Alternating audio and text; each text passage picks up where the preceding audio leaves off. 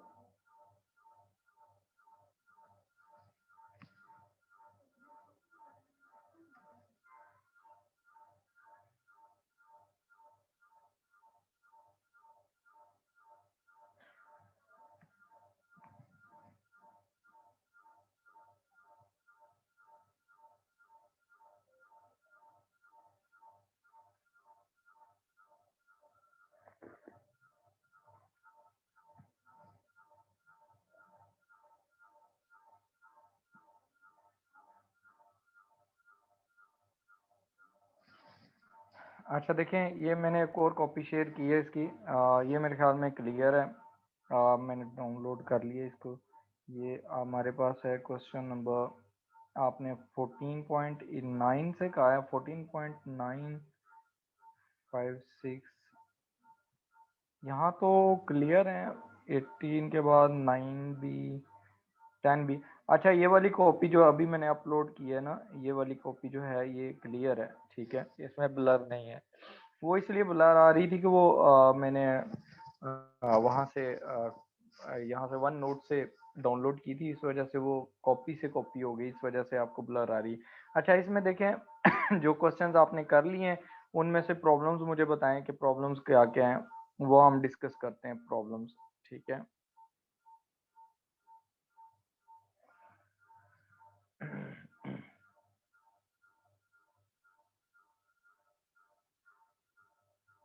मुस्कान देख लें, ये अब ठीक है। और अब ब्लर नहीं है, ये वाली कॉपी ठीक है जो मैंने अभी शेयर की है स्क्रीन पे, यही मैं शेयर कर दूंगा दोबारा। 14.8 नेट प्रॉफिट फिगर सही नहीं आ रहा। अच्छा, 14.8 में नेट प्रॉफिट फिगर सही नहीं आ रहा, उसमें एडजस्टमेंट में कोई मसला होगा। कैरिज आउटवर्ड भी है, हाँ जी। 14.8 चलें, वो मैं करवा देता हूँ, कल मेरे ख्याल में किया नहीं था हमने 14.8।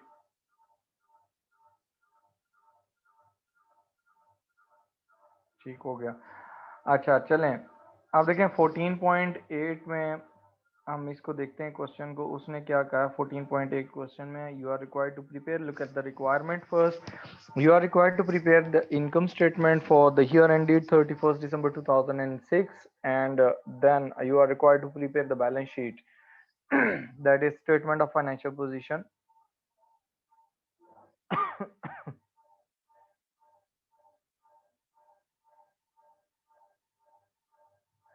अच्छा, इसमें देखें हमारे पास जो क्वेश्चन है ना, वो हम सॉल्व कर लेते हैं। आप, मैं क्वेश्चन सॉल्व करता हूँ, आप अपने सॉल्यूशन जो है ना उनको जरा कंपेयर कर लें, ठीक है।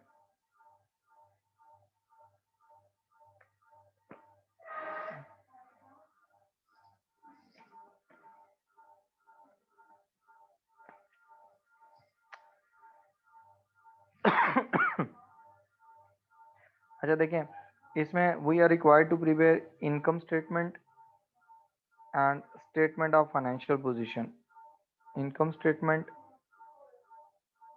And then we are required to prepare statement of financial position. इसको हम करते हैं सॉल्व। उसने कहा Michelle Wood is a trader. The following balances were extracted from his books on 31st December 2006। और उसके बाद उसने कहा है कि आपके पास ना परचेजेस दी हुई हैं, सेल्स दी हुई हैं। अब परचेजेस जो हैं इसके लिए पहले तो आप फॉर्मेट बनाए ना पूरा, कि आपके पास नेट सेल्स कहाँ आएंगी। नेट सेल्स हमारे पास यहाँ इनकम स्टेटमेंट में आ जाएंगी, लेस उसमें से कॉस्ट ऑफ सेल्स आ जाएंगी,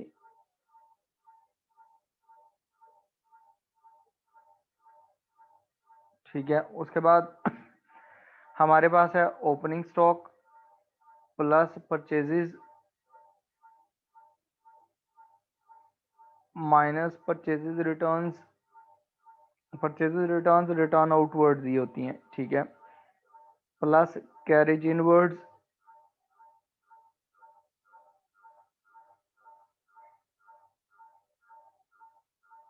माइनस क्लोजिंग स्टॉक, ठीक है। और फिर आपका ग्रॉस प्रॉफिट आ जाएगा, ऐड उसमें आप करेंगे अदर इनकम्स,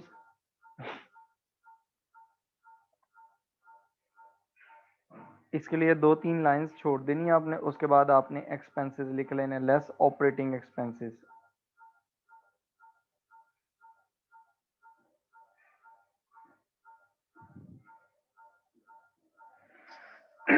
ठीक है। अब यहाँ देखें, इसके बाद आपने statement of financial position draw कर लेनी है कि उसके नॉन करंट एसेट्स पहले लिखने हैं आपने, उसके लिए 3 लाइंस छोड़ के फिर करंट एसेट्स, इसके लिए 5-6 लाइंस छोड़ देनी है। फिर करंट लाइबिलिटीज़, करंट लाइबिलिटीज़ के बाद आपने नॉन करंट लाइबिलिटीज़ यहाँ शेयर लिखनी है, उसके बाद आपके आ जाएंगे नेट एसेट्स,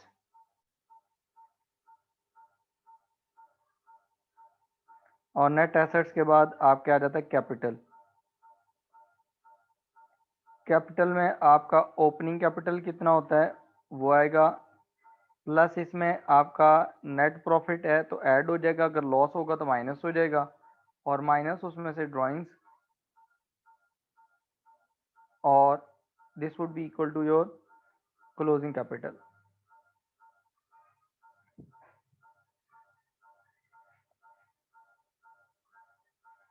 क्लोजिंग कैपिटल हो जाएगा। ठीक है, अब यहाँ देखें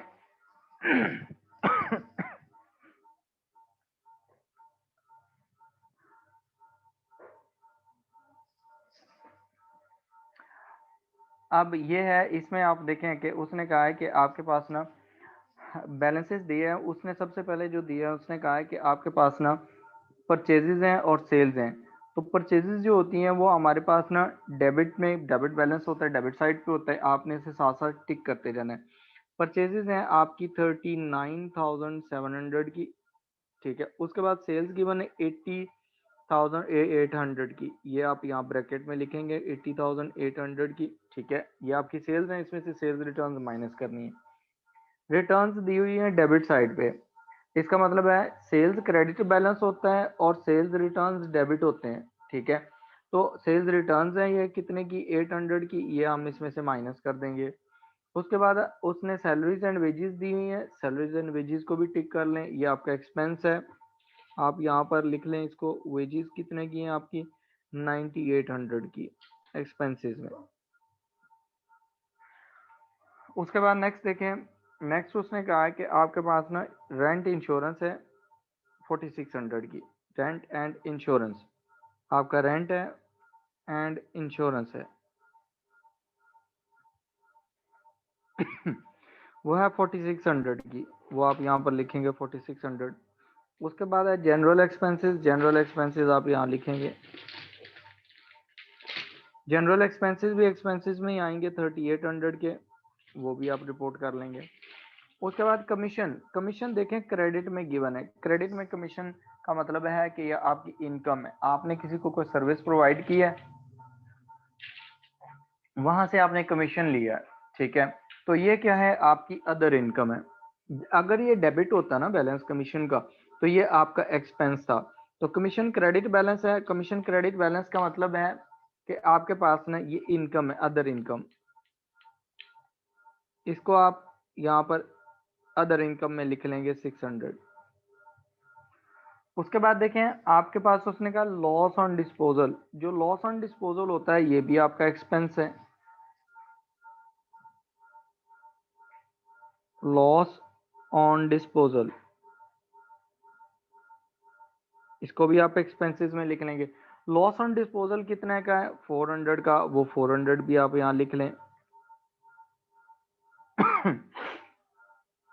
उसके बाद उसने कहा fixtures and fitting, fixtures and fitting non current asset है, उसको हम नॉन करंट एसेट्स में जाके लिखें।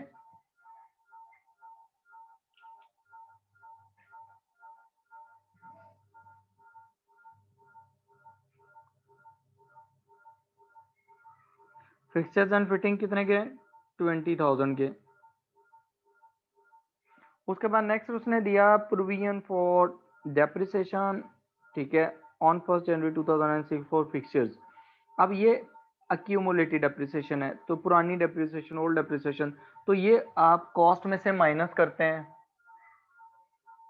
तो कितनी है ये प्रोविजन गिवन है, 5,000 सॉरी।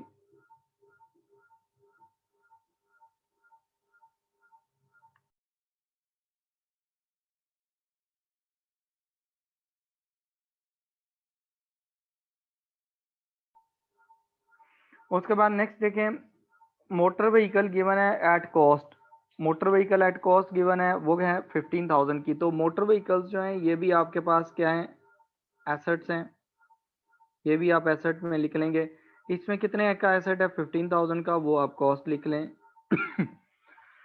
उसके बाद उसने कहा है कि मोटर व्हीकल के कॉस्ट के बाद उसने 15,000 की कॉस्ट है, और उसके बाद उसने कहा provision for depreciation on motor vehicle on 1 जनवरी 2006, ये आपकी प्रोविजन, ये एक्यूमुलेटेड डेप्रिसिएशन है 6000 की। इस साल से पहले तक आप इतनी डेप्रिसिएशन चार्ज कर चुके हैं, उसको माइनस कर देंगे उसमें से, तो आपकी ये नेट बुक वैल्यू निकल आएगी एसेट की एट द स्टार्ट। अब यहाँ देखें, उसके बाद उसने कहा कैपिटल है 1 जनवरी 2006 को, कैपिटल का बैलेंस गिवन है 48,500। तो कैपिटल हम यहाँ पर स्टेटमेंट ऑफ फाइनेंशियल पोजीशन में लिख लेते हैं 48,500। उसके बाद नेक्स्ट जो है वो उसने क्या कहा है कि आपके पास मोटर व्हीकल, सॉरी कैपिटल के बाद उसके बाद उसने कहा है कि आपके पास ड्राइंग्स हैं, ड्राइंग्स डेबिट साइड पे गिवन है कितनी है 22,500, ये इसमें से माइनस हो जाएंगी।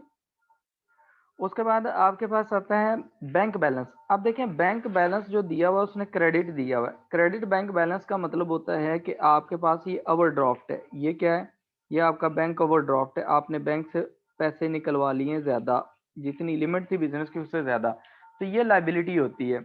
ये लाइबिलिटी कौन सी होती है, करंट लाइबिलिटी, बैंक ओवरड्राफ्ट, इसको आप करंट लाइबिलिटी में लिख देंगे। बैंक ओडी कितने का है 500 का, ये आप यहाँ लिख लें। उसके बाद उसने कहा है कि कैश इन हैंड है, कैश इन हैंड 1600 है, ये आपका करंट एसेट है, कैश 1600 का आपके पास आ गया करंट एसेट्स में इन स्टेटमेंट ऑफ फाइनेंशियल पोजीशन। उसके बाद उसने ट्रेड रिसीवेबल्स एंड पेएबल्स दिए हैं, तो ट्रेड रिसीवेबल्स आपके हैं 14,600 के, आपके पास ट्रेड रिसीवेबल्स गिवन है कितने के हैं 14,600 के, ये डेबिट बैलेंस होता है। और उसके बाद ट्रेड पेबल्स भी साथ ही उसने दे दिए, तो ट्रेड पेबल्स का क्रेडिट बैलेंस होता है, तो ये आपकी करंट लाइबिलिटी होती है ट्रेड पेबल्स। ये कितने ट्रेड पेबल्स 9700 के, ठीक हो गया। उसके बाद देखें उसने कहा प्रोविजन फॉर डाउटफुल डेट्स, आपने इस पे स्टार लगा लेना है, हम इसको एडजस्टमेंट में करेंगे, इधर भी इसकी वैल्यू पे भी स्टार लगा देना ताकि आप बाद में आपको ढूंढनी ना पड़े, जब आपको जरूरत पड़े हम एडजस्टमेंट करेंगे। इन्वेंट्री दी हुई है उसने 1 जनवरी 2006 को, डेबिट बैलेंस दिया हुआ है कि ओपनिंग स्टॉक है आपके पास, ओपनिंग इन्वेंट्री है कितनी है 18,900, ये आपके पास आ गए सारे। अब आप एडजस्टमेंट्स की तरफ जाएं, एडजस्टमेंट्स में देखें, एडजस्टमेंट्स हम करते हैं, नंबर 1 है एडजस्टमेंट, ये रेड में कर रहा हूँ, इन्वेंट्री एट 31 दिसंबर 2006 क्लोजिंग है 822,600, तो आप क्लोजिंग इन्वेंट्री 22,600 ये आपकी डिडक्ट हो जाएगी इसमें से कॉस्ट ऑफ सेल्स में, और आपके पास ये करंट एसेट में आ जाएगी क्लोजिंग स्टॉक या क्लोजिंग इन्वेंट्री। कितनी अमाउंट है आपके पास वो अमाउंट आ रही है क्लोजिंग इन्वेंट्री 22,600 की, ठीक है। उसके बाद नेक्स्ट देखें, उसने कहा सेकेंड एडजस्टमेंट ये इंश्योरेंस 600, इंश्योरेंस एक्सपेंस है, has been paid for a 12 months, आपने इंश्योरेंस 12 मंथ्स की पे की है। अब वो 12 मंथ्स कब एंड हो रहे हैं वो उसने बता दिया, वो 30 अप्रैल 2007 में हो रहे हैं।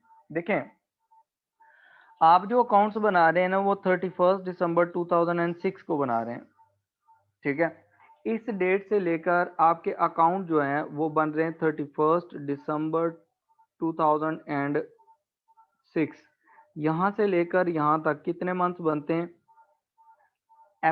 जनवरी 2007, Feb 2007, March 2007 and April complete month है, 4 मंथ्स बनते हैं ये आपके, ये 4 मंथ्स की आपने एडवांस पेमेंट की हुई है ठीक है। तो जब आप इसकी पेमेंट निकालेंगे यहाँ पर एडजस्टमेंट करेंगे तो आप यहाँ पर इसमें से निकालेंगे प्री पेमेंट। तो प्री पेड इंश्योरेंस के लिए मैं यहाँ वर्किंग कर रहा हूँ नीचे,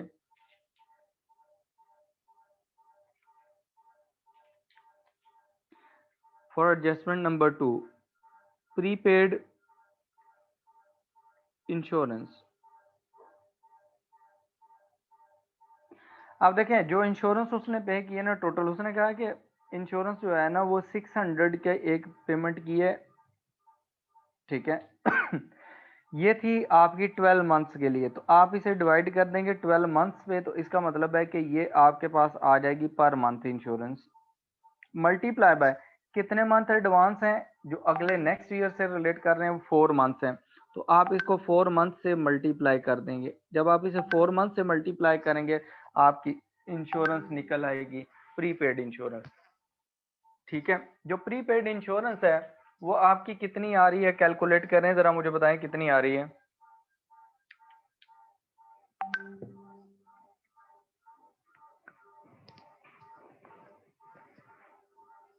600 डिवाइडेड बाय 12 मल्टीप्लाई बाय 4, ये मेरे ख्याल में 200 आएगी, चेक कर लें।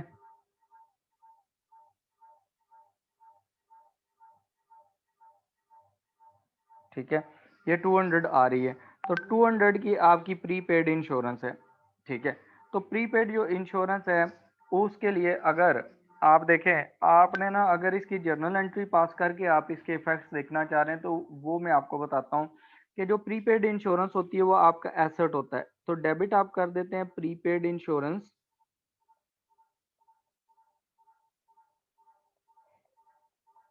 हाफ 200, और क्रेडिट आप इंश्योरेंस अकाउंट कर देते हैं। इंश्योरेंस वैसे तो हमारा एक्सपेंस है, लेकिन चूंकि एक्सपेंस हमने लिख दिया और एक्सपेंस को हमने डिक्रीज करना है, because this expense relates to the following year 200, तो आप उसको क्रेडिट कर रहे हैं, और प्रीपेड इंश्योरेंस आपके पास एसेट है, इंक्रीज हो रहा है इसलिए डेबिट होगा। अब इसकी एडजस्टमेंट क्या होनी है कि ये जो 4600 है ना, उसमें से आपने 200 यहाँ से माइनस कर लेना है रेंट एंड इंश्योरेंस का इनकम स्टेटमेंट में, और स्टेटमेंट आप फाइनेंशियल पोजीशन में आपने करंट एसेट्स के अंदर प्रीपेड इंश्योरेंस लिख देने, प्रीपेड इंश्योरेंस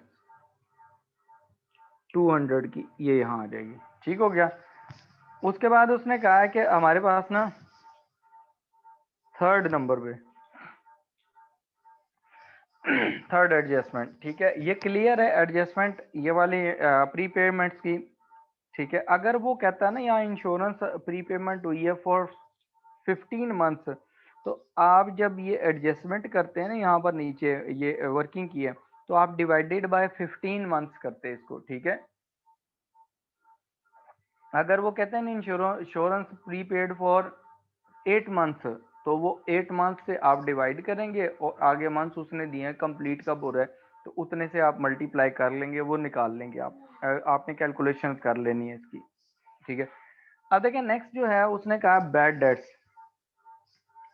उसने कहा कि bad debts to be written off, to be written off का मतलब है कि अभी आपने इनको राइट ऑफ करना है $600 को, अभी आपने इनको राइट ऑफ नहीं किया। कहता provision for doubtful debts is to be carried forward to 2007 is to be 4% of the remaining trade receivable, word उसने यूज किया रिमेनिंग।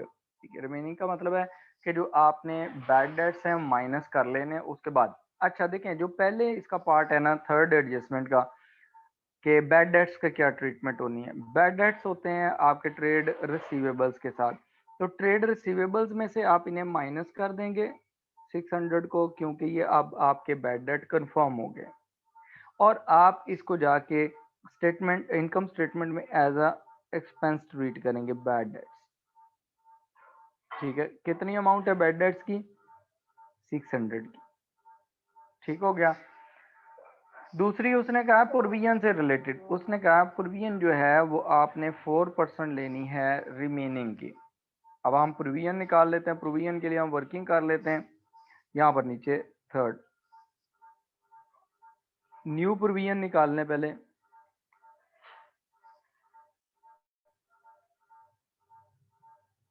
न्यू प्रोविजन कितनी है।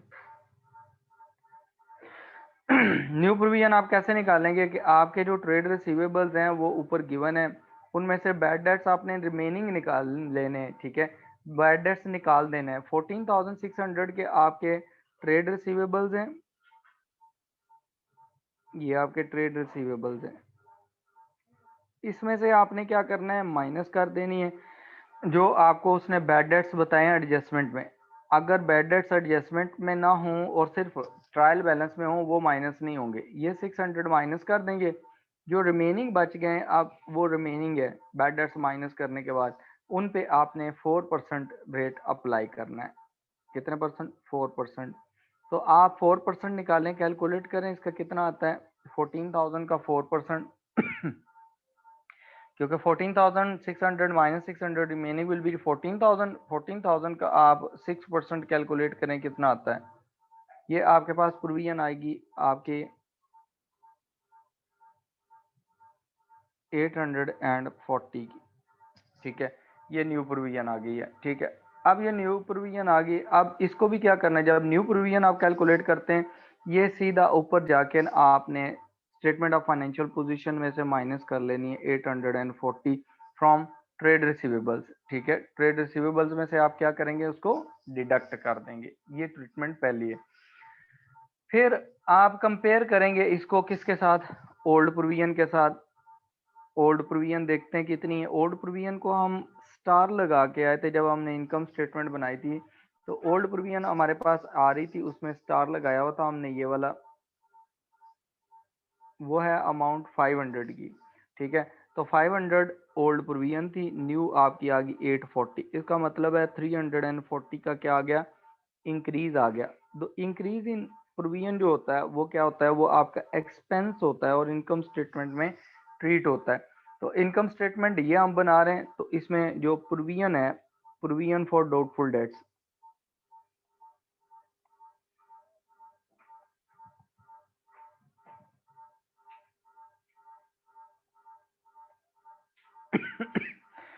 प्रोविजन फॉर डाउटफुल डेट्स आपकी आ रही है 340। ये इंक्रीज आ गया, ये भी आपने लिख लिया। ये एडजस्टमेंट है थर्ड। उसके बाद आते हैं डेप्रिसिएशन वाले। कहता है fixtures are to be depreciated at the rate of 10% per annum on cost. On cost का मतलब होता है कि आपने एसेट को पे स्ट्रेट लाइन मेथड यूज करना है। ठीक है, कौन सा मेथड यूज करना है, स्ट्रेट लाइन। अब उसमें आगे उसने कहा है कि on 1 July some fixtures costing 500 was sold. आपने कुछ फर्नीचर जो था वो 1 जुलाई को सेल कर दिया था ड्यूरिंग द ईयर। ठीक है, कितने मंथ उसको यूज किया है, 1 जनवरी से लेकर 30 जून तक, उसके बाद आपने सेल कर दिया। कहता है however this disposal has been correctly recorded in the books of accounts। कहता है लेकिन आपने बुक्स ऑफ अकाउंट्स में इस डिस्पोजल को सही करेक्ट रिकॉर्ड कर लिया। ठीक हो गया। करेक्ट रिकॉर्डिंग का मतलब यह है कि ऑलरेडी आपने सारा कुछ उसमें कर लिया, ट्रीटमेंट्स कर ली हैं। ठीक है।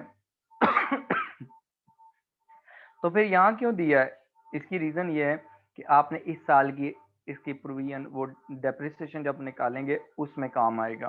देखें ये एडजस्टमेंट है हमारे पास, adjustment number 4, depreciation of fixtures. Method है आपका स्ट्रेट लाइन, और डेप्रिसिएशन जो फिक्सचर्स हैं वो आपकी कितनी थी, 20,000 की टोटल थी। ठीक है, उसका बैलेंस ब्रॉड डाउन था आपका 20,000 का। उसमें से आपने लेस डिस्पोज ऑफ जो कर दिया वो निकाल दें,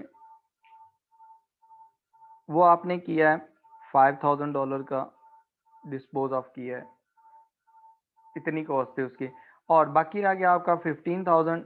अब ये जो 15,000 है ये आपने फुल ईयर यूज किया है। ठीक है, फुल ईयर यूज्ड। अब इस पे डेप्रिसिएशन भी तो पूरे साल की होनी चाहिए। इस पे जो डेप्रिसिएशन लेंगे वो डेप्रिसिएशन आप कैसे कैसे चार्ज करेंगे, फिर इस पे कितने % डेप्रिसिएशन है, स्ट्रेट लाइन मेथड है, और आप डेप्रिसिएशन जो चार्ज कर रहे हैं वो कितने % है, उसका रेट है आपके पास 10%। ठीक है। 10% चार्ज करेंगे पूरे साल की, तो 1500 ये आ जाएगी पूरे साल की डेप्रिसिएशन, प्लस ये आपकी डेप्रिसिएशन एक्सपेंस हो गया, डेप्रिसिएशन एक्सपेंस, प्लस आपने जो एसेट सेल किया है ना उसकी डेप्रिसिएशन भी आप निकाल लें। ये जो आपने एसेट सेल किया है इस पे भी 10% डेप्रिसिएशन ले लें, लेकिन ये जो 10% डेप्रिसिएशन है ये 6 मंथ्स के लिए, क्योंकि आपने एसेट 6 मंथ्स यूज किया है, ठीक है। तो आपके पास 10% ऑफ 5000 वुड बिकम 500, और उसको आप मल्टीप्लाई बाय 6 डिवाइडेड बाय 12 करेंगे, हाफ हो जाएगा, तो वो 250 आ जाएगा। तो टोटल आपके पास जो डेप्रिसिएशन निकलेगी ना इस साल की, वो निकलेगी 1750 की, ठीक है। इस साल की डेप्रिसिएशन कितने निकलेगी? 1750 की। ये सिर्फ डेप्रिसिएशन कैलकुलेशन के लिए आपको इंफॉर्मेशन दी हुई है। अब आपने अब आपने इसकी रिकॉर्डिंग करनी है, तो अब आपको उसने जो एसेट सेल किया है ना उसके बारे में कुछ नहीं बताया हुआ, कब परचेज किया था आपने, ठीक है। तो आप डेप्रिसिएशन जो निकालेंगे ना, पहला डेप्रिसिएशन एक्सपेंस है आपका फिक्सचर्स का, वो आ रहा है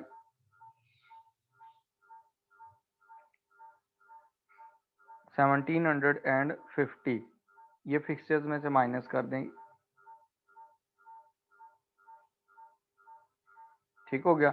और आप एक्सपेंसेस में जाके डेप्रिसिएशन जो एक्सपेंस है वो लिखेंगे, वो आपका एक्सपेंस आएगा 1750, ठीक है।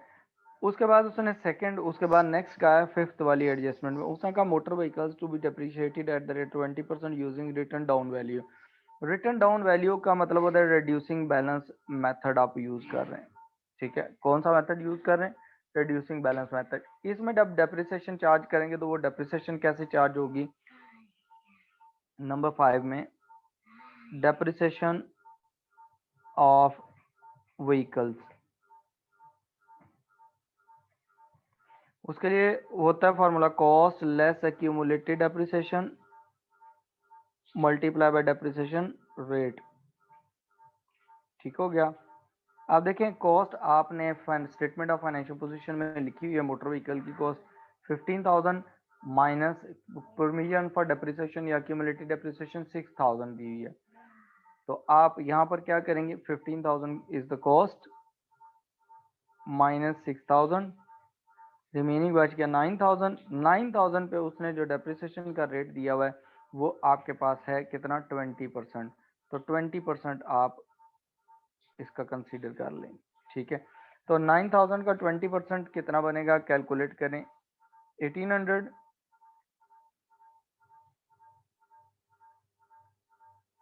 ठीक है। 1800 की आपकी डेप्रिसिएशन होगी। अब इस डेप्रिसिएशन कहाँ कहाँ जाएगी? एक तो जो वैल्यू है यहाँ पर मोटर व्हीकल की स्टेटमेंट ऑफ फाइनेंशियल पोजीशन में, उसमें से माइनस हो जाएगी, और दूसरे नंबर पर जो आपके एक्सपेंसेस हैं उसमें जाके ऐड हो जाएगी 1800 डेप्रिसिएशन एक्सपेंस, ठीक हो गया। उसके बाद नेक्स्ट देखें, जो एडजस्टमेंट है उसने कहा है कि bank statement was received on 31 December, it included an entry of 90 for the bank charges, the item has not yet been entered in the Woods books. अब यहाँ देखें उसने कहा आप जैसे बैंक होता है ना, at the end of the month आप उससे बैंक स्टेटमेंट मंगवा लेते हैं, फिर आप उस बैंक स्टेटमेंट को कंपेयर करते हैं अपने जो आपके पास कैश बुक पड़ी होती है। तो बैंक ने क्या किया? कुछ बैंक चार्जेस डिडक्ट किए आपके अकाउंट से, आपने अभी तक उनको रिकॉर्ड नहीं किया हुआ। अब देखें आपके जो बैंक चार्जेस आपके बैंक डाल रहे हैं, तो उसका बैंक बैलेंस आपका कम हो जाना चाहिए। एक तो आपके एक्सपेंसेस में आ जाएंगे, ठीक है, और दूसरे नंबर पर वहां पर आपके बैंक चार्जेस आ गए। बैंक चार्जेस आपके क्या है? एक्सपेंसेस हैं। कितने के एक्सपेंसेस हैं? $90 के। तो $90 आप एक तो इनकम स्टेटमेंट में एक्सपेंसेस में लिख देंगे, और प्लस आप यहाँ पर अगर देखें ना जाके, करंट एसेट में बैंक बैलेंस है ही नहीं, कैश पड़ी हुई है, बैंक में पहले ही ओवरड्राफ्ट है, आपका बैंक पहले ही ओवरड्राफ्ट है, बैंक चार्जेस आपके अकाउंट से डिडक्ट करता है, तो बैंक क्या करेगा? अल्टीमेटली आपका जो ओवरड्राफ्ट है उसको इंक्रीज कर देगा। तो 500 प्लस 90 ये हो जाएगा। अच्छा, ये सारी थी एडजस्टमेंट्स जो आपने करनी है। इसको करें या इसको नेट करें? अभी देखें आपकी क्या गलती आ रही थी।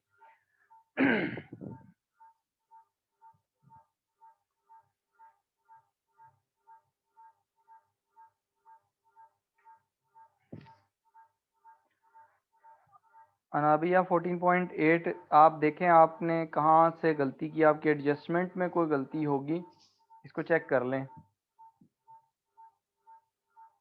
और मुझे बता दें कि वो ठीक करेक्ट होगी।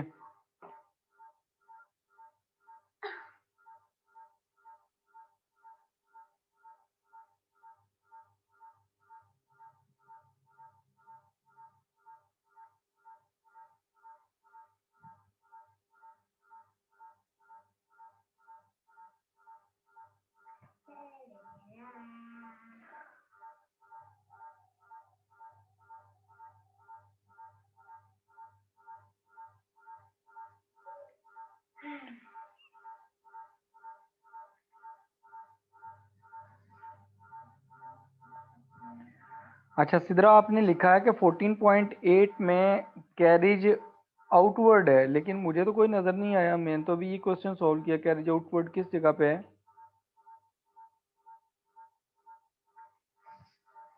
अच्छा देखें, ये भी समझ लें कि कैरिज आपने कहाँ ट्रीट करना है, कैरिज की क्या ट्रीटमेंट होगी। चले मैं बता देता हूँ आपको ना, ये वैसे इस क्वेश्चन में नहीं है ये कैरिज, ठीक है। यहाँ मैं नीचे बता रहा हूँ कि अगर आपके पास ना कैरिज आ जाता है तो कैरिज का मतलब होता है आपकी transportation cost. Carriage means your transportation cost.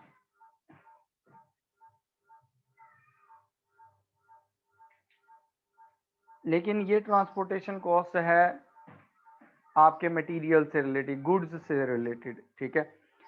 Carriage दो तरह की ट्रांसपोर्टेशन होती है, एक कैरिज इनवर्ड होती है,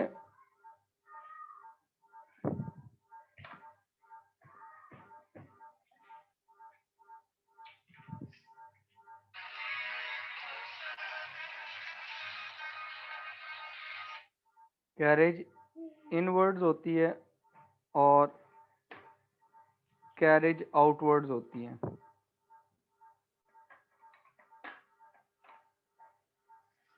जो कैरेज इनवर्ड होती है ना, ये आपकी ट्रांसपोर्टेशन कॉस्ट होती है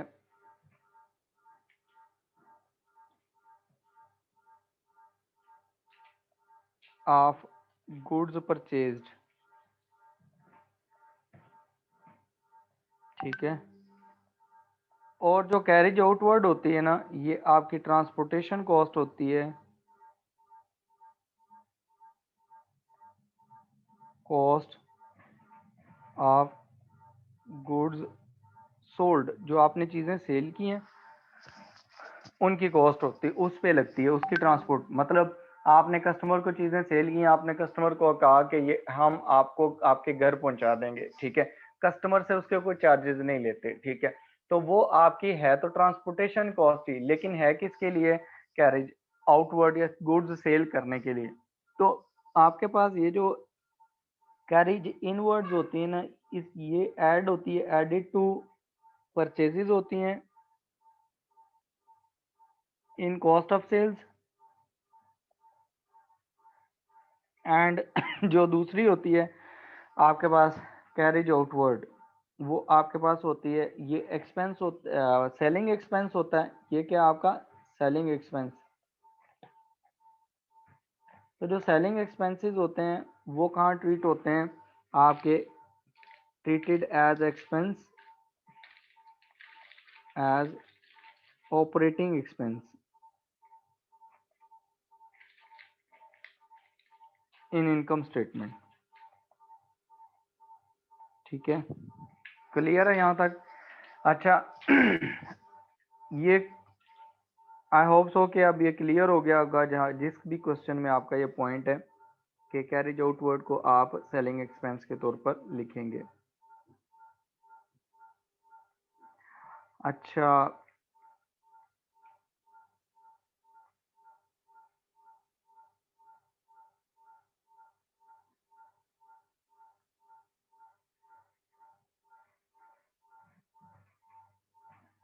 सिद्रा, आपने 540 नहीं, 840 नहीं बल्कि 560 आएगा। ये कहाँ किस चीज़ का 580 आपने बताया कि 560 आएगा।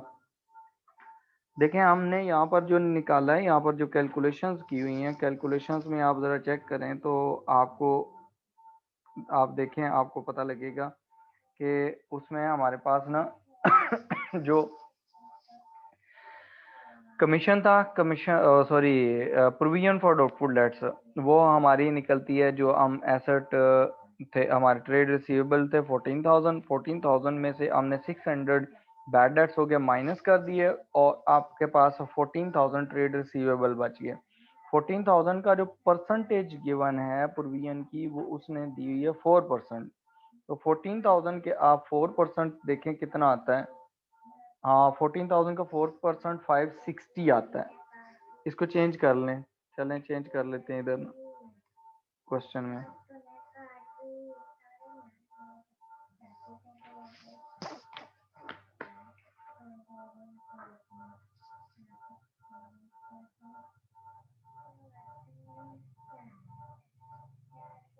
सॉरी, यहाँ पर ना मैंने कैलकुलेशन, हाँ ये, इसको चेंज कर लें यहाँ पर ना, ये 560 आएगा। ठीक हो गया, न्यू प्रोविजन 560 है, और यही न्यू प्रोविजन यहाँ पर ना आपकी यहाँ पर भी 560 माइनस हो जाएगी, और इंक्रीज इन प्रोविजन जो है वो कितना आ गया, फिर इंक्रीज इन प्रोविजन भी हमारा चेंज हो गया। इंक्रीज इन प्रोविजन हमारे पास ना 60 का आया, और यही 60 का इंक्रीज इन प्रोविजन हमारे पास यहाँ पर एक्सपेंसेस में हमने ट्रीट किया हुआ है, प्रोविजन फॉर डाउटफुल डेट्स, वो हमारे पास 60 का आ जाएगा।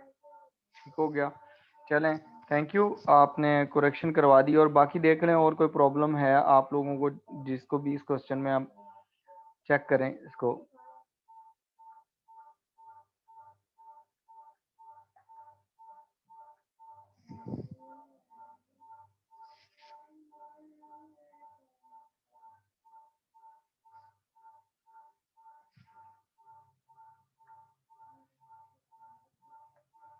ओके सिद्रा, थैंक यू, आपने बता दिया थर्ड एडजस्टमेंट, समझा दी एक बार फिर। अच्छा, थर्ड एडजस्टमेंट जो है ना बैड डेट्स की एडजस्टमेंट है, चलिए मैं आपको समझा देता हूँ, देख लें दोबारा।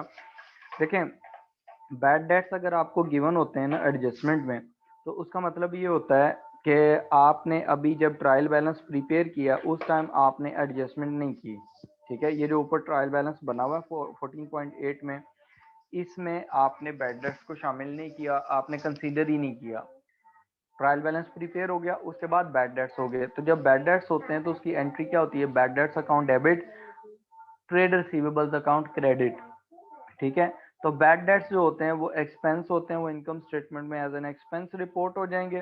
ठीक है, और आपके पास जी ये 600 यहाँ रिपोर्ट हो गए, प्लस आपके पास जो ट्रेड रिसीवेबल्स हैं वो भी कम हो गया, क्योंकि आपने क्या किया, ये फ्यूचर में आपको लोग पैसे नहीं देंगे, they are not any more your trade receivable, तो आपने उनको राइट ऑफ कर दिया बुक में से, कि रिसीवेबल्स में से माइनस किया, और यहाँ पर आके आपने उनको यहाँ से निकाला रिसीवेबल में से, और यहाँ के आपने उनको एज एन एक्सपेंस ट्रीट कर दिया। ठीक है, ये पहली ट्रीटमेंट होगी।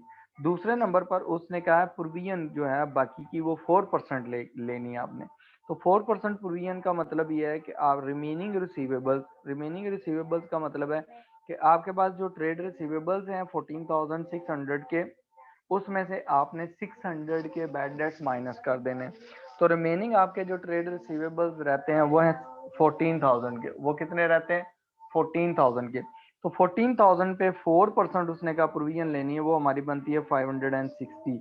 ये जो 560 है इसको भी आप इसमें से माइनस कर देंगे यहाँ से। ये इसको जब हम माइनस करते हैं ना, तो हम एक अकाउंटिंग कॉन्सेप्ट होता है वो भी आप पढ़ लें, यहाँ पर ना मैं पढ़ा देता हूँ आपको कि ये क्यों माइनस करते हैं। ये हमारे पास होता है अंडर प्रूडेंस कॉन्सेप्ट।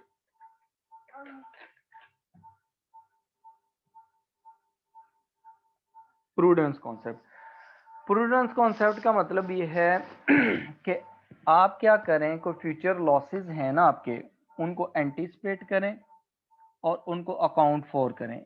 ठीक है, क्या करें, एंटीसिपेट फ्यूचर expected losses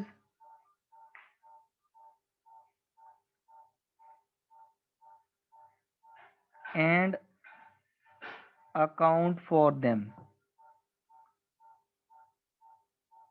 तो आपके देखें, आपके ट्रेड रिसीवेबल्स हैं 14,000 के बाकी, उसमें से 4% आपने एक आपका हिस्टोरिक कोई डाटा था पड़ा हुआ, आप उसके मुताबिक 4% लोग पेमेंट नहीं करते नॉर्मली, ये हैबिट है लोगों की। तो आपने वो 4% अप्लाई किया, तो 4% जब आपने अप्लाई किया तो वो आपका बना 560।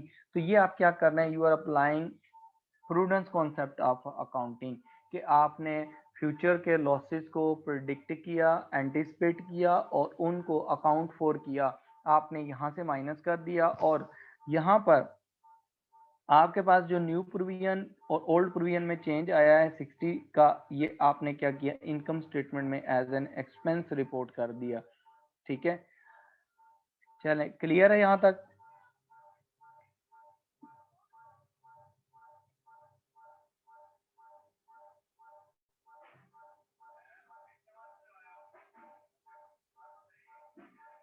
मुस्कान, जो हमारे पास कैरेज इनवर्ड होता है ना, कैरेज इनवर्ड, वो कॉस्ट ऑफ सेल्स में ऐड हो जाता है। क्योंकि देखें, आप देखें फॉर एग्जांपल, आप यहाँ पर लाहौर में आपका बिजनेस है, आपने गुड्स कराची से इंपोर्ट की, कराची से मंगवाई लाहौर, तो वहां से यहाँ तक जो ट्रक होंगे जिस पे आप मंगवा रहे हैं, जो कंटेनर है, उसको ट्रांसपोर्टेशन की कॉस्ट देंगे। जब आपके पास फॉर एग्जांपल 10 लाख का मटेरियल है और 1 लाख आपका ऊपर लग जाता है ट्रांसपोर्ट का, तो वो मटेरियल की कॉस्ट में ऐड हो जाता है। That's why carriage inwards is added to cost of sales in cost of sales, ठीक है, इन परचेजेज, तो वहां पर ऐड हो जाता है। लेकिन जो कैरेज आउटवर्ड है, आप लाहौर में मटेरियल आ गया, आपका कस्टमर आया, उसने आपसे ले लिया, परचेज कर लिया, तो फिर आप क्या करेंगे, उसको वहां पर कस्टमर को भेजने के लिए आपने 1,000 रुपया 2,000 रुपया पे किया, तो वो सेल के लिए एक्सपेंस हो रहा है। That's why that will be treated as operating expense, that would be treated as operating expense. तो कैरेज आउटवर्ड एक्सपेंसेस में जाएगा, और कैरेज इनवर्ड जो होता है वो आपके पास उसमें जाएगा, कॉस्ट ऑफ सेल्स में ऐड होगा।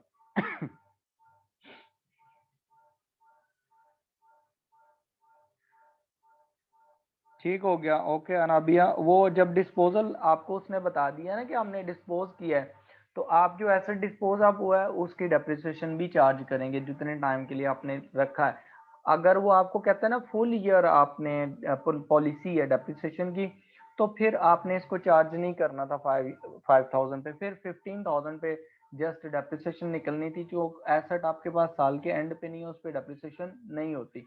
लेकिन अगर उसने पॉलिसी नहीं बताई और उसने ये डेट बता दी है कि हमने एसेट कब सेल कर दिया ड्यूरिंग द ईयर और कब या कब परचेज किया है, तो आपने जो सेल परचेज किया होता है सिर्फ उतने मंथ की उस पर डेप्रिसिएशन चार्ज करते हैं जितने मंथ आपने उसे यूज किया है।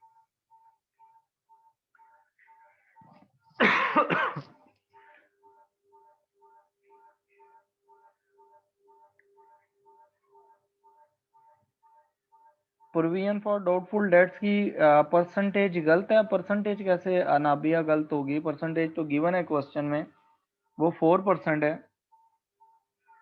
वो देखें थर्ड एडजस्टमेंट में उसमें दिया हुआ उसने कि provision for doubtful debt is to be carried forward to 2007। जो आपका कैरीड डाउन बैलेंस निकलेगा ना, क्लोजिंग बैलेंस इस साल 2006 में, वही आगे फॉरवर्ड होगा। और उसने कहा कि 4% of the remaining trade receivable, तो वो 4% ऑफ रिमेनिंग ट्रेड रिसीवेबल होगा। आपने परसेंटेज जो क्वेश्चन में गिवन है वही यूज करनी है, अपनी तरफ से कोई परसेंटेज आपने नहीं बनानी, उस क्वेश्चन को करेक्ट करने की ट्राई नहीं करनी आपने। पेपर में भी ये याद रखना है कि क्वेश्चन को करेक्ट करने की कोशिश नहीं करनी है आपने।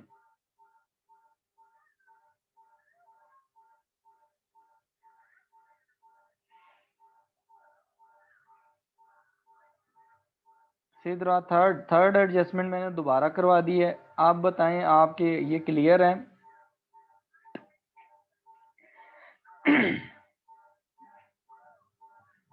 और जो लास्ट एडजस्टमेंट है क्वेश्चन, इसमें क्वेश्चन में जो सिक्स्थ एडजस्टमेंट है वो देखें, पढ़ें उसे एक दफा। उसने कहा आपने बैंक स्टेटमेंट रिसीव की है, bank statement received. Bank statement receive होने का मतलब है कि बैंक आपको at the end of the year, at the end of the month के 31 दिसंबर को बिजनेस को उसने ना एक बैंक स्टेटमेंट भेजी। नॉर्मली ये होता है कि बिजनेस वाले ना बैंक को कहते हैं कि हमारी जो बैंक स्टेटमेंट भेज दें, जिससे उनको पता चल जाता है कि ट्रांजैक्शंस कितनी हुई हैं बिजनेस की, बैंक में कितने डिपॉजिट हुए हैं, कितने विड्रॉ हुए हैं ड्यूरिंग द ईयर। ठीक है, उसमें उसने ये बताया है कि आपने included an entry of $90 bank charges. तो बैंक चार्जेस जो होते हैं ना, बेसिकली ये एक्सपेंस होता है। तो आप इसे क्या कर देंगे, डेबिट कर देंगे। बैंक चार्जेस क्या होने चाहिए, डेबिट होने चाहिए, ये आपका एक्सपेंस है। और उसने कहा has not yet been entered in the Woods books. अब होता ही है कि वो बैंक में से डिडक्ट हो जाते हैं, बैंक अकाउंट क्रेडिट होना चाहिए, लेकिन बैंक पहले ही ओवरड्राफ्ट है, तो बैंक ओवरड्राफ्ट आपका और बढ़ जाएगा, लायबिलिटी और इंक्रीज हो जाएगी। एक तरफ वो एक्सपेंसेस में ट्रीट होंगे बैंक चार्जेस यहाँ जो ट्रीट किए, और दूसरे नंबर पर वो यहाँ पर करंट लायबिलिटीज में बैंक ओवरड्राफ्ट में 90 ऐड हो जाएंगी। अगर आपके पास बैंक बैलेंस होता, मतलब डेबिट बैलेंस होता, आपके बैंक में पैसे होते, तो ये जो $90 हैं ये बैंक, क्योंकि फिर बैंक बैलेंस आपका आ रहा होता है यहाँ पर जो ये वाला है अपना करंट एसेट्स, तो करंट एसेट्स में वो फिर $90 माइनस हो जाते हैं, फिर आपका एसेट कम हो जाता है, बैंक बैलेंस कम हो जाता है। लेकिन पहले ही अगर लायबिलिटी है तो वो और इंक्रीज हो जाएगी। ओके, ये क्लियर है, जो लास्ट 6th वाली करवाई है। अभी नेक्स्ट क्वेश्चन देखें, उसमें देखें कोई प्रॉब्लम है आपके पास 14.9 में, वो बताएं मुझे। 14.9 ये कर लिया आप लोगों ने? इसमें देखें कोई आपको प्रॉब्लम आ रही है किसी फिगर में? जो 14.9 है ना, इसमें दिए हुए हैं कैरेज इनवर्ड्स और कैरेज आउटवर्ड्स, दोनों दिए हुए हैं ये वाले। देखें, जो कैरेज इनवर्ड है ये तो आप ऐड करेंगे to purchases in cost of sales.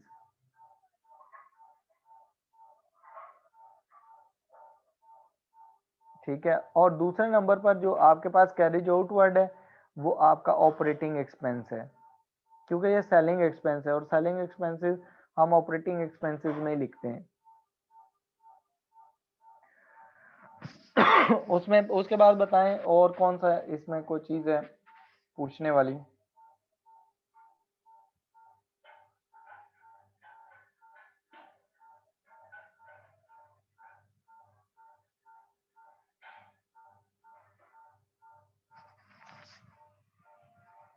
Question number 9 किस किस ने किया है? 14.9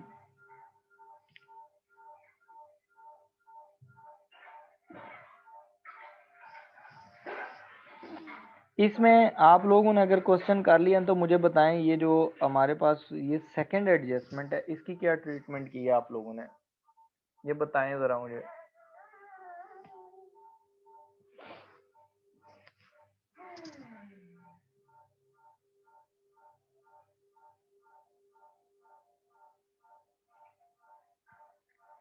हाँ जी बताएं, ये जो सेकंड एडजस्टमेंट है, during the year bill Lee had withdrawn को goods costing 1000 for his personal use. उसने क्या किया है, गुड्स 1000 की उसने अपने पर्सनल यूज के लिए निकाली हैं। This had not yet been recorded, और आपने अभी तक इसको रिकॉर्ड नहीं किया हुआ, इसकी क्या ट्रीटमेंट होगी, क्या एडजस्टमेंट करेंगे, बताएं। आप लोगों ने क्वेश्चन कर लिया 14.9।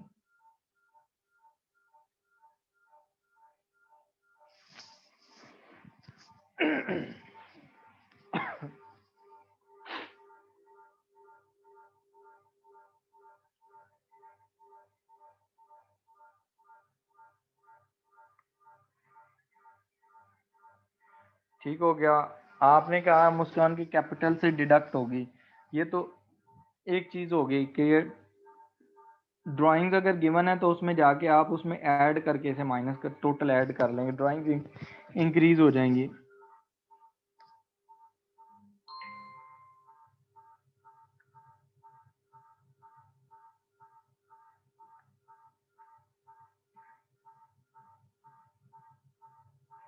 ड्राइंग्स अकाउंट में अब्बास रजा के ड्राइंग्स अकाउंट में डेबिट होगा और परचेज क्रेडिट होगी। Okay, very good. एडजस्टमेंट क्या करेंगे यहाँ पर ना, मुझे बताएं किस चीज में से क्या चीज माइनस करेंगे और कहाँ ऐड करेंगे। ओके मुस्कान ड्राइंग्स में ऐड हो जाएगी और नाइला रजा ड्राइंग्स में रिकॉर्ड करेंगे। ओके ये तो एक ट्रीटमेंट हुई ना। अब मैंने आपको बताया था कि जब एडजस्टमेंट होती है ना तो एडजस्टमेंट का मतलब होता है कि डबल एंट्री सिस्टम के मुताबिक एंट्री नहीं हुई, आप उसके डुअल इफेक्ट होगा, दो इफेक्ट्स होंगे। एक तो आपने इफेक्ट बता दिया कि ये ड्राइंग्स में ऐड हो जाएंगे 1000, और दूसरे नंबर पर दूसरा बता दें कि दूसरी ट्रीटमेंट कहाँ होगी। अब्बास रजा कहते हैं कि परचेज में से भी डिडक्ट होगी। Very good, very good Abbas. बाकी लोगों के लिए वेरी गुड, आप लोगों ने ऐसे ही बताया। आप देखें ये जो एडजस्टमेंट है ना, जो एडजस्टमेंट हम ये कर रहे हैं उसमें हमने क्या करना है, जब हमारे पास ये एडजस्टमेंट इस तरह की आती है तो उसमें ये होता है कि आप ये लिखते हैं कि आपके पास जो एंट्री होती है ना वो होती है ड्राइंग्स अकाउंट डेबिट, ठीक है, और गुड्स परचेजेस अकाउंट क्रेडिट, ठीक है। तो परचेजेस में से डिडक्ट हो जाएगी और ड्राइंग्स में जाके ऐड हो जाएगी। Okay very good.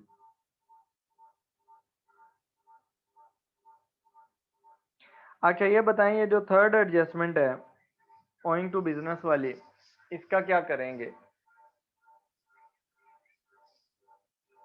तो उसने कहा rent receivable, rent receivable is your income, ठीक है। ये क्या आपके पास, ये आपकी इनकम है। तो रेंट रिसीवेबल जो आपके पास आ रहा है उसका क्या करेंगे आप, उसकी क्या ट्रीटमेंट करेंगे।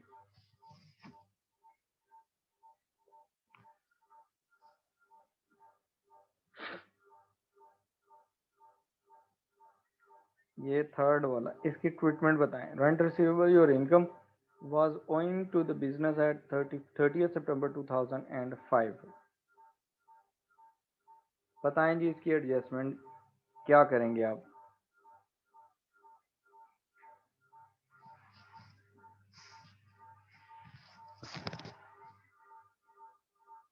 ठीक है, ये अदर इनकम है। अदर इनकम तो आप ऊपर भी ट्रेड रिसीवेबल्स गिवन है ना मुस्कान, तो वो अदर अदर इनकम तो उधर भी है ऊपर भी। यहाँ पर क्या इसकी एडजस्टमेंट कहाँ कहाँ करेंगे, कहाँ से कहाँ पर ऐड करेंगे और कहाँ से डिडक्ट करेंगे इसको।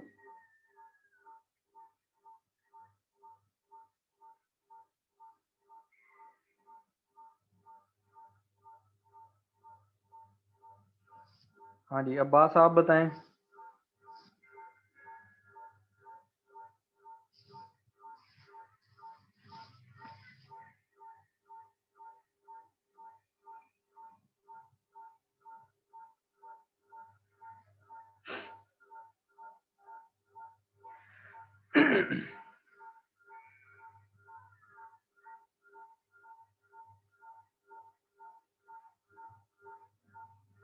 मुस्कान आपने कहा कि करंट लाइबिलिटीज में ऐड होगी। सिद्रा अदर इनकम में से ऐड करेंगे, ठीक है, अदर इनकम में ऐड हो गई। Abbas rent receivable account debit होगा और रेंट अकाउंट क्रेडिट होगा। रेंट रिसीवेबल अकाउंट डेबिट हो जाएगा, ठीक है। अच्छा देखें अब मैं आपको एडजस्टमेंट, ओके वेरी गुड। अब देखिए मैं आपको एडजस्टमेंट इसकी बताता हूँ कि आपने कहाँ पर इसकी एडजस्टमेंट करनी है।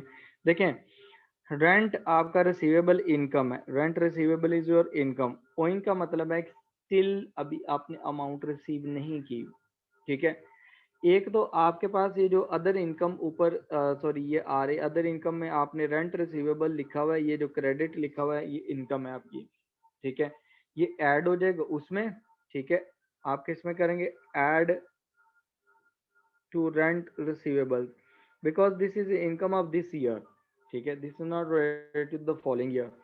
और ऊपर से आपने फॉर एग्जांपल देखें आपने किसी को रेंट पे अपने मकान दिया हुआ है, अपनी को बिल्डिंग दी हुई है और वो आपको रेंट देता नहीं है, एक मंथ गुजार लेता है, 2 मंथ गुजार लेता है, वो देता नहीं है, तो वो आपकी लाइबिलिटी तो ना हुई, वो तो आपका एसेट हुआ कि आपने किसी से पैसे लेने हैं। और दूसरे नंबर पर आप इसे करेंगे, ये आपके पास ना ऐड हो जाएगा करंट एसेट्स में, ठीक है। कहाँ पर ऐड हो जाएगा? करंट एसेट्स में। क्लियर है?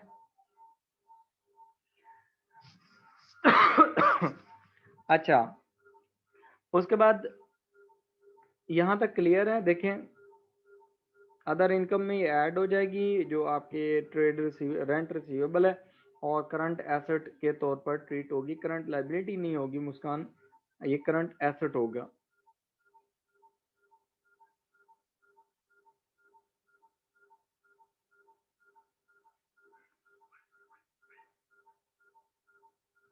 ओके सिद्रा, अदर इनकम में ऐड करेंगे इसे और करंट लाइबिलिटी में ट्रीट करेंगे। सिद्रा, करंट लाइबिलिटी नहीं होगी, ये आपके करंट एसेट्स होंगे, ठीक है, क्योंकि आपने पैसे लेने हैं, देने नहीं है। एक ट्रीटमेंट आपकी सही है, दूसरी आपने गलत बताई है। अब्बास, आपकी ट्रीटमेंट ठीक है, वेरी गुड।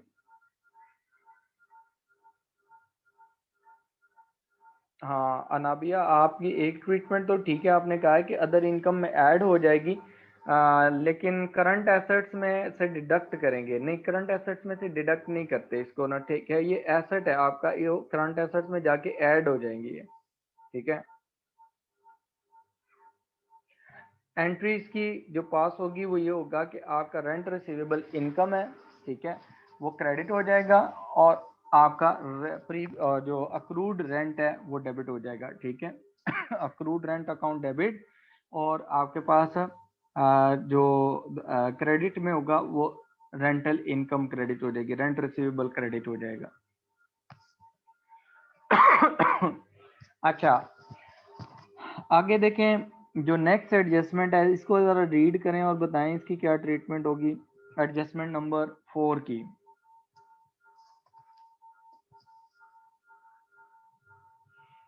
उसने कहा the balance shown in for the wages and salaries covers 11 month. अब उसने कहा जो सैलरीज एंड वेजेस का बैलेंस है ना वो 11 मंथ को कवर कर रहे हैं। आगे उसने लिखा टू 31 अगस्त 2005, ठीक हो गया, 31 अगस्त 2005 तक उसे कवर कर रहा है। तो आप जो अकाउंट्स बना रहे हैं वो किस डेट के बना रहे हैं? वो आप 30 सितंबर 2005 तक बना रहे हैं, और जो आपने पेमेंट है 11 मंथ्स वो 31 अगस्त 2005 तक कंप्लीट हो जाते हैं। इसका मतलब है सितंबर की वेजेस का कुछ होगा, वो भी पे नहीं हुए होंगे या कुछ होगा।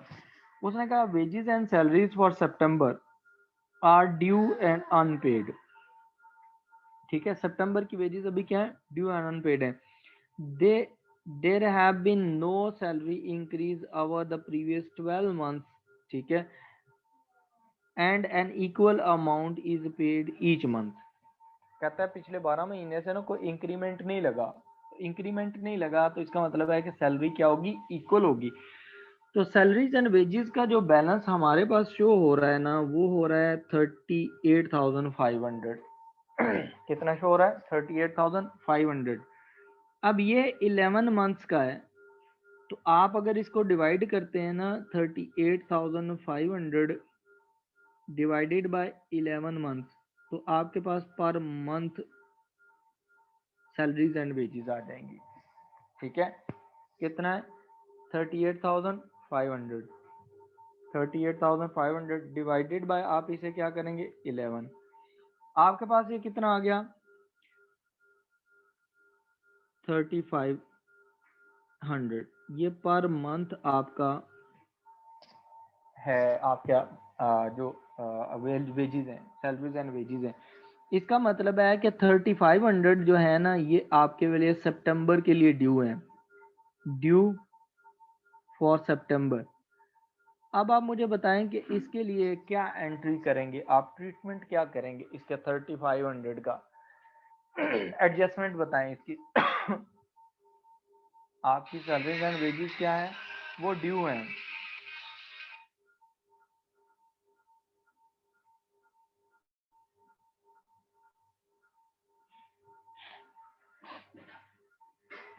हाँ जी, बताएं जरा ट्रीटमेंट। अच्छा जी, करंट लाइबिलिटीज में मुस्कान ने कहा है कि 3500 ऐड हो जाएंगे। ऑपरेटिंग एक्सपेंसेस में वेजेस में इसको ऐड करेंगे आप, ठीक हो गया, वेरी गुड।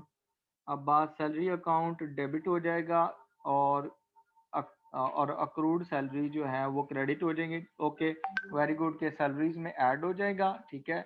और एक्सपेंस उधर जाके लायबिलिटी में ट्रीट हो जाएगा स्टेटमेंट ऑफ फाइनेंशियल पोजीशन में, वेरी गुड। बस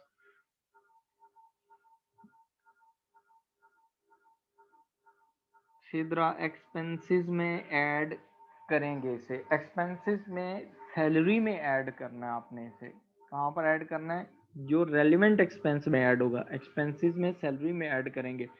और दूसरे नंबर पर 3500 क्या हो जाएगा, अब आपके पास 38,500 है, उसमें आपने 3,500 ऐड कर देना है, सैलरी आपकी पूरे साल की निकल आएगी। प्लस जो 3,500 है स्टिल ड्यू, उसको आप करंट लायबिलिटी में ट्रीट कर लेंगे। अनाबिया, wages and salaries are expenses out, ठीक है, and treated as current liability, ठीक हो गया। आपने बैलेंस शीट में करंट लायबिलिटी के तौर पर ट्रीट करना है, वेजेस सैलरीज में ऐड हो जाना है। Anabia, very good, okay. इसका मतलब है ये वाली ट्रीटमेंट क्लियर है सबकी। चलें अगली एडजस्टमेंट पे मूव करते हैं। उसमें नेक्स्ट देखें, उसने कहा है कि आपके पास ना नेक्स्ट कहता है depreciation is to be charge on motor vehicles using the diminishing और reducing balance method at 50% per annum, ठीक है। आपने क्या करना है, आपने उसको 50% डेप्रिशिएट करना है। तो आपकी डेप्रिसिएशन कैसे निकलेगी, आपके मोटर व्हीकल्स गिवन है, अगर मोटर व्हीकल्स क्वेश्चन में देखें तो मोटर व्हीकल्स हैं आपके पास 40,000 की, और आपके पास उसकी प्रोविजन है आपकी 16,000 की। तो आप क्या करेंगे, 40,000 में से 16,000 माइनस कर लेंगे और रिमेनिंग पे आप 50% का रेट अप्लाई कर देंगे, ठीक है। और स्टेटमेंट ऑफ फाइनेंशियल पोजीशन में जो वैल्यू होगी, वैल्यू ऑफ और the cost of motor vehicles, उसमें से इसको माइनस कर लेंगे न्यू डेप्रिसिएशन को, और इनकम स्टेटमेंट में एज एन एक्सपेंस ट्रीट कर देंगे। क्लियर है?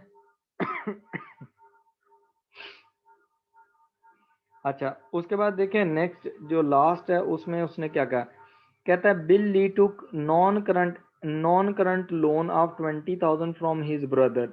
अब देखें उसने नॉन करंट लोन लिया 20,000 का, ये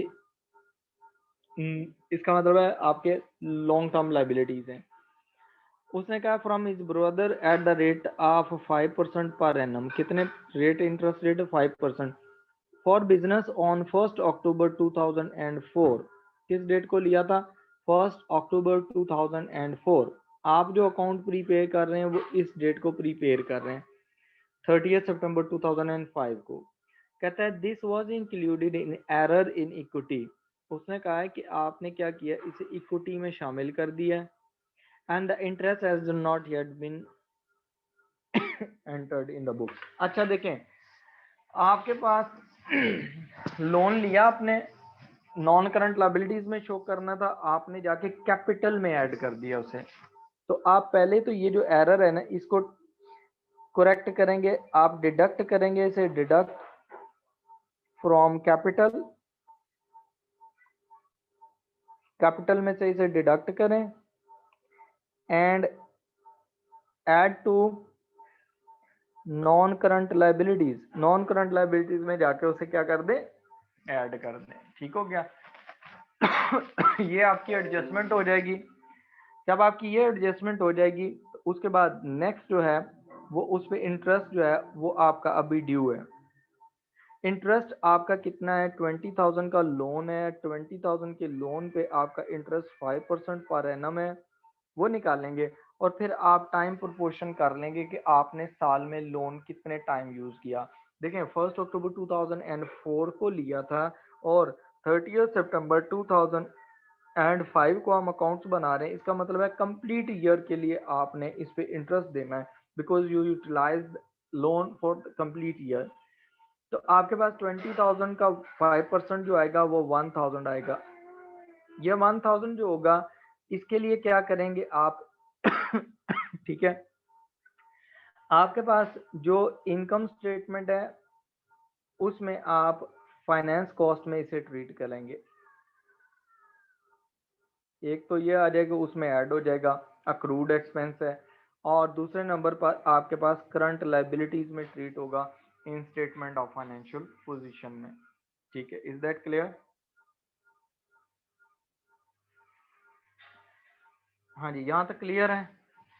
यहाँ तक देखें कोई और क्वेश्चन आपको जो ट्रीटमेंट समझ ना आई हो वो देखें।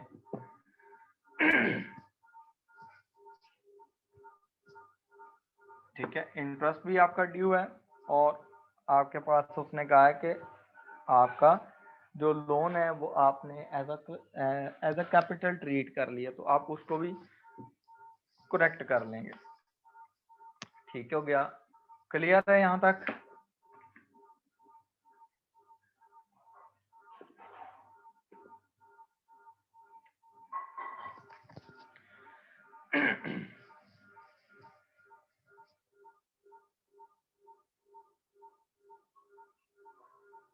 Okay, very good. अब देखें आगे नेक्स्ट चलें, हमारे पास ना जो हमारे पास क्वेश्चन नंबर 10 है, 14.10। इसमें देखें 14.10 में उसने कहा है कि आपके पास ना,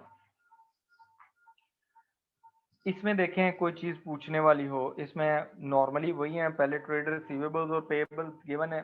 ट्रेड रिसीवेबल डेबिट बैलेंस है और ट्रेड पेएबल्स क्रेडिट बैलेंस है because liabilities. Purchases and sales given है, परचेजेस डेबिट बैलेंस है और सेल्स का क्रेडिट बैलेंस है। उसके बाद कैश एट बैंक उसने डेबिट बैलेंस दिया हुआ, इसका मतलब है आपके बैंक में पैसे पड़े हुए हैं। ठीक है। अच्छा देखें, उसने कैरेज ऑन परचेजेस दिया हुआ है, this is carriage on carriage inwards, तो आप इसे उसमें ऐड कर देंगे जाके। इन्वेंट्री, ओपनिंग इन्वेंट्री दी है, रेंट एंड रेट्स वो आपको उसने दे दिए हैं। कैरेज ऑन परचेजेस के बाद रिटर्न आउटवर्ड्स हैं, फिर रेंट एंड रेट्स हैं, वेजेस एंड सैलरीज हैं, इंश्योरेंस।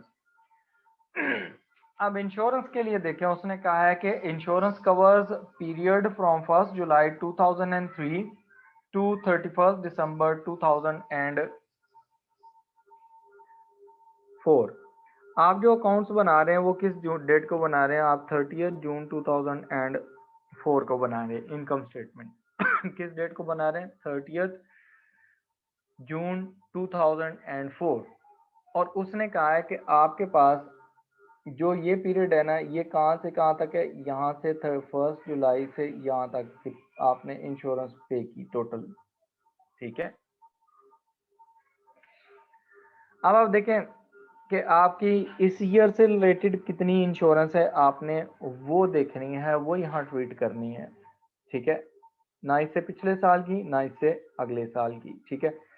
अब देखें आपका काउंटिंग पीरियड जो एंड हो रहा है वो हो रहा है 30 जून 2006 को। आप देखें ये स्टार्ट कब हुआ होगा आपका ये पीरियड? ये होगा 1 जुलाई 2003। इसका मतलब है ये इसकी भी डेट देखें जो इंश्योरेंस पे की है, जब आपने लास्ट ईयर स्टार्ट किया तो उस टाइम आपने इंश्योरेंस पे की, और आपने 31 दिसंबर 2004 तक के लिए पे की। इसका मतलब है ये 18 मंथ्स बनते हैं। कितने मंथ्स के लिए पे किया है आपने? 18 मंथ्स की इंश्योरेंस पे की है। ठीक है। अब देख लें आपका जो ईयर एंड हो रहा है 30 जून को हो रहा है, जबकि आपके जून के बाद ना ये वाला 30 जून को आपका 2004, इस डेट को आपके अकाउंट्स बन रहे हैं। यहाँ से लेकर ये जो 31 दिसंबर तक की डेट है, इसमें कितने मंथ्स आते हैं? ठीक है, 30 जून के बाद जुलाई आता है, और उसके बाद अगस्त आता है, फिर सितंबर आता है, फिर अक्टूबर आता है, फिर नवंबर आता है, फिर दिसंबर आता है। जो 6 मंथ्स हैं ये आपके पास आ जाते हैं, 6 मंथ। तो 6 मंथ्स की आपकी प्री पेमेंट निकल आएगी। ठीक हो गया। अब प्री पेमेंट आपने कैसे निकालनी है कि आपकी इंश्योरेंस का एक्सपेंस देखें, इंश्योरेंस का एक्सपेंस टोटल है 3600। 3600 टोटल इंश्योरेंस है, और उसको आपने 18 मंथ्स में डिवाइड कर देना है, पर मंथ निकल आएगी, मल्टीप्लाई बाय 6 मंथ, तो आपके पास प्रीपेड इंश्योरेंस निकल आएगी। ठीक है। देखिए कितना आता है प्रीपेड इंश्योरेंस। 3600 डिवाइडेड बाय आप उसको करेंगे 18 मंथ्स और मल्टीप्लाई बाय आप उसे 6 मंथ्स कर देंगे, तो 1200 आपके पास ये निकल आएगी। ठीक है, ये प्रीपेड इंश्योरेंस है। इसकी क्या ट्रीटमेंट होगी ये बताएं। कैलकुलेशन तो मैंने आपको करके बता दी कि कैलकुलेशन ऐसे होनी है, ट्रीटमेंट बताएं, जल्दी बताएं। What will be the treatment of prepaid insurance?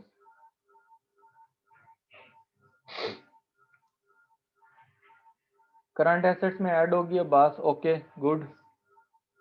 Muskan current asset में ऐड होगी, ओके वेरी गुड। आगे दूसरी ट्रीटमेंट क्या होगी?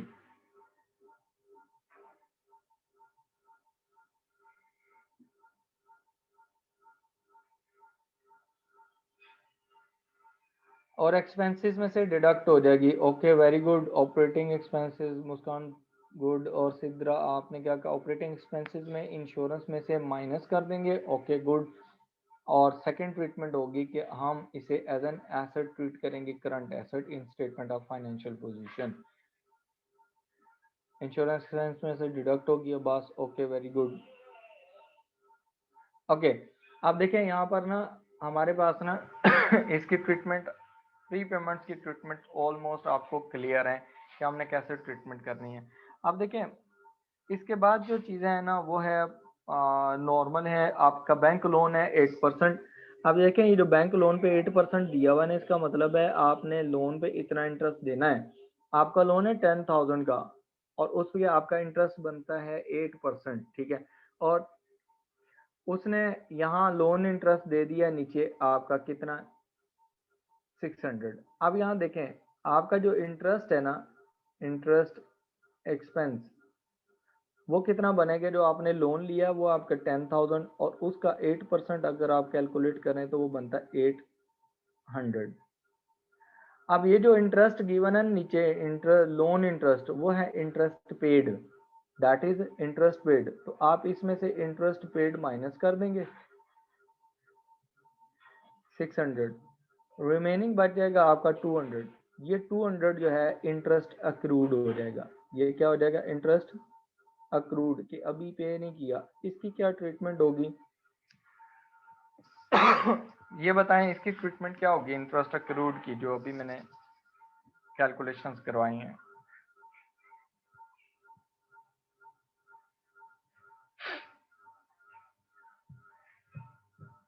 निदा आपने कहा ऑपरेटिंग एक्सपेंसिव में से लेस और करंट एसेट्स में ऐड हो जाएगा, ठीक है। आपने लास्ट एडजस्टमेंट बताई, ओके गुड।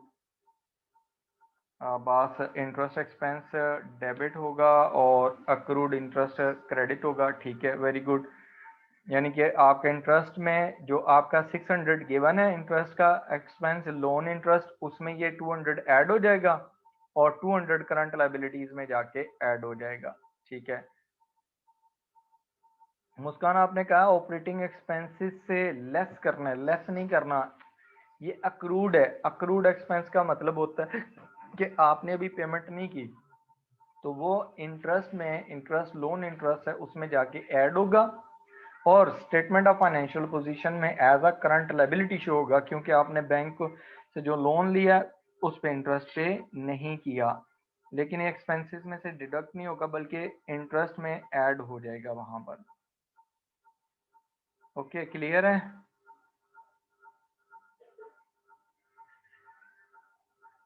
अच्छा ये ट्रीटमेंट होगी।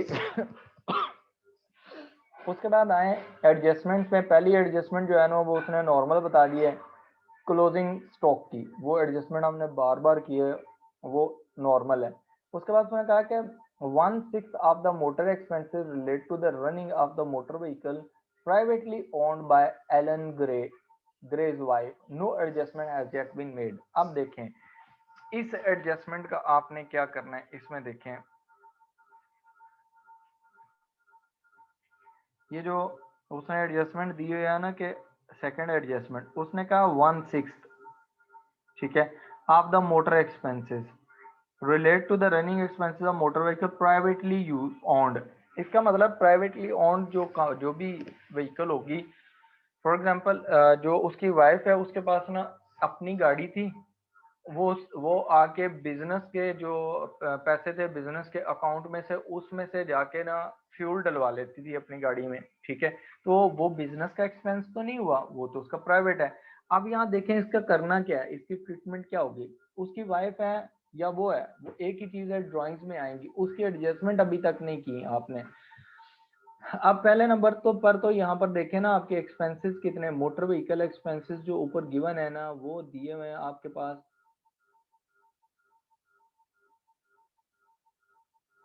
वो है आपके पास 10,000 और आई थिंक सो 10,000 3600, बल्कि ये 10,000 नहीं है 3600 है, ठीक है। वो आपके एक्सपेंसेस हैं 3600 के।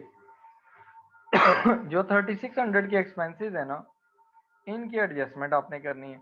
ये एडजस्टमेंट कैसे हो जाएगी, देखें आपके पास ना 3600 टोटल एक्सपेंस है, उसने कहा 1/6 जो है ना वो प्राइवेट यूज के लिए, ठीक है।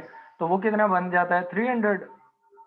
अब ये जो 300 है ना, अब इसकी क्या ट्रीटमेंट करेंगे ये मुझे बताएं पहले।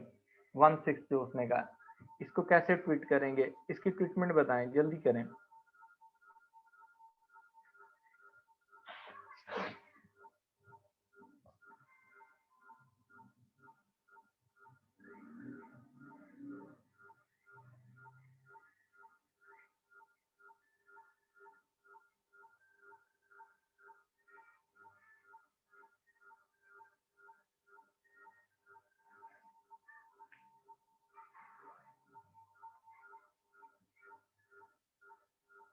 मुस्कान आपने कहा है कि मोटर व्हीकल एक्सपेंसेस में से माइनस करेंगे और ड्राइंग्स में ऐड कर देंगे, okay very good. Abbas, drawings account में डेबिट होगा मतलब ऐड हो जाएगा, और व्हीकल एक्सपेंसेस में क्रेडिट मतलब माइनस हो जाएगा, ओके वेरी गुड। अच्छा नाइला देख लेते हैं कैलकुलेशन में, हो सकता है मेरी हाँ मिस्टेक है, ये है आपकी कितना बनता है, हाँ 600 बनेगा, 600 सॉरी, ये 600 आप क्या करेंगे, deduct this from motor vehicle expenses. आप 3600 में से 600 माइनस कर देंगे, रिमेनिंग आपके 3000 के एक्सपेंसेस रह जाएंगे बिजनेस के, और 600 जाके आप ड्राइंग्स में ऐड कर देंगे, ओके वेरी गुड। उसके बाद उसने कहा थर्ड एडजस्टमेंट देखें, उसने कहा 200 of the bank charges had not yet been recorded. Bank charges जो हैं अब फिर आ गए हैं, ये अभी तक रिकॉर्ड नहीं हुए। तो बैंक चार्जेस आगे में मैंने समझाए थे कि हम एक तो इसको एक्सपेंस में ट्रीट करेंगे, दूसरे नंबर पर अब ये जो क्वेश्चन है इसमें हमारे पास ना बैंक बैलेंस मौजूद है क्वेश्चन में, कैश एट बैंक 8400, इसमें से माइनस हो जाएंगे। लास्ट क्वेश्चन था उसमें बैंक ओवरड्राफ्ट था, पहले ही ओवरड्राफ्ट था, जब बैंक आपसे और चार्जेस लेगा तो आपका लायबिलिटी और बढ़ जाएगी। लेकिन इस क्वेश्चन में क्या है, इसमें already you have money in your bank account, तो आपका इसमें से ये डिडक्ट हो जाएगा, 8400 में से आप इसको डिडक्ट कर देंगे 200 को, ठीक है। इसके ट्रीटमेंट में यहाँ लिख रहा हूँ कि आप क्या करें, आपके पास बैंक है उसमें से आप डिडक्ट कर देंगे 200, और दूसरे नंबर पर आपके पास जो एक्सपेंसेस हैं इनकम स्टेटमेंट में एज एक्सपेंस लिख देंगे 200, वहां पर जाके ऐड हो जाएगा, ठीक हो गया। उसके बाद उसने कहा कि नेक्स्ट उसने कहा कि goods costing 500 lost by fire not recorded in the books, this loss was not insured, ठीक है। अब देखें आपने गुड्स परचेज की और आपने उनको बुक्स ऑफ अकाउंट्स में नहीं लिखा हुआ था, और बाद में वो क्या हो गया, लॉस हो गया। अब आप क्या करेंगे, इसका पहले नंबर पर ये है कि आप गुड्स जो हैं वो उसमें आपने ट्रीटमेंट ही नहीं की हुई, ठीक है, ये होनी चाहिए थी एड परचेजेस में, ठीक है। और उसके बाद आप इसे परचेजेस में जाके ऐड कर देंगे, ठीक है, परचेजेस में ऐड हो जाएंगी, और जब आपका लॉस हो गया है तो फिर उसमें से परचेजेस में से भी ये माइनस हो जाएंगी और एक्सपेंसेस में आ जाएंगी, ठीक है। क्या हो जाएगा, आपने ये रिकॉर्ड नहीं की पहले नंबर पर, तो आप इसे परचेजेस में रिकॉर्ड करेंगे, ठीक है, 500 को। और फिर उसके नीचे आपने गुड्स लॉस्ट बाय फायर जो होंगे वो लिख देंगे, गुड्स लॉस्ट बाय फायर। वो 500 वहां से माइनस करके फिर आपने क्या कर देना है, एक्सपेंसेस में जाके लिख देना है, ठीक है। एक तो ये ट्रीटमेंट है। दूसरी ट्रीटमेंट ये है कि आप ऊपर ना ऐड करें ना लेस करें, उसको जाके एक्सपेंसेस में ट्वीट कर लें, क्योंकि आपका ये लॉस हो गया, ठीक है। वेजेस एंड सैलरीज अक्रूड है, ये आपकी नॉर्मल ट्रीटमेंट है। डेप्रिसिएशन भी नॉर्मल ट्रीटमेंट है, पहले में कॉस्ट पे है, ठीक है। और मोटर व्हीकल पे रिड्यूसिंग बैलेंस मेथड है, ठीक है। यहाँ तक क्लियर है। आप लोगों के पास अब रह गया है बाद में एक क्वेश्चन 14.11 और 14.12, ठीक है। आप ये क्वेश्चन कर लें, इसमें कोई मसला हो मुझे व्हाट्सएप कर दें तो मैं आपको उसका आंसर बता दूंगा, ठीक है। और बाकी इंशाल्लाह अब ये आपका क्लियर है एडजस्टमेंट्स वाला, फाइनेंशियल स्टेटमेंट्स विद एडजस्टमेंट्स। जो नेक्स्ट टाइम हमारे पास नेक्स्ट क्लास होगी हम उसमें इसको कर देंगे। हाँ जी, लॉस जो है वो ऑपरेटिंग एक्सपेंसेस में ऐड हो जाएगा, ठीक हो गया।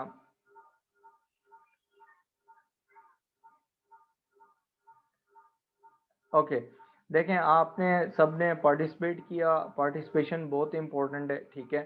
तो उसके लिए आप लोगों की पार्टिसिपेशन का थैंक यू।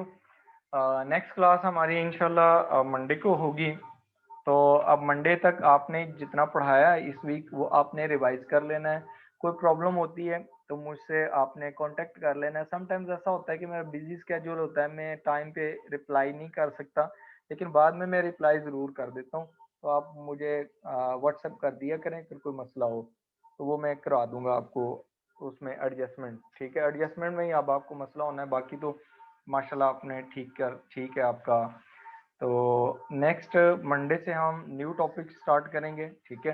तो नेक्स्ट मंडे को इंशाल्लाह मुलाकात होती है, तब तक के लिए अल्लाह हाफिज़।